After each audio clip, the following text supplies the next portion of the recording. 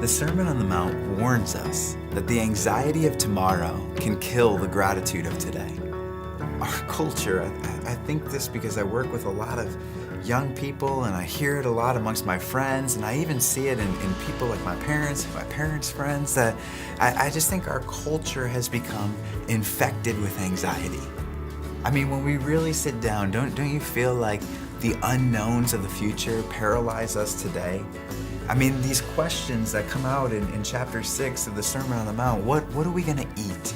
You know, where is our provision going to come from? How are we going to be taken care of? What type of nourishment are we going to receive? You know, it's that prayer that comes out of chapter 6 that says, give us this day our daily bread. And we're like, well, yeah, give us our daily bread. And also let us know where tomorrow's bread is going to come from and next week's bread is going to come from and what's going to happen with our 401ks and what kind of nest egg are we going to leave for our kids. I mean, we're consumed by this thought and this panic and this fear about what's going to come tomorrow. What are we going to wear? God, are you going to take care of us? Are you going to clothe us? Are you going to provide for us each and every day? And that type of thinking permeates us to the point where we fear and we live with such anxiety about tomorrow that we don't even recognize what we have today. And in the midst of this sermon, Jesus says to us, hey, I've provided for you today, haven't I? As you have put your faith in me, haven't you experienced my goodness? What does it mean to be a person of faith? He tells us in chapter 6, verse 33, seek first the kingdom of God and his righteousness. To be a person of faith is to look first for the kingdom and to seek to live a righteous life. So we have to ask ourselves, and I would ask you today, are you more afraid of tomorrow or are you more grateful for today? Is tomorrow's fear diminishing today's provision?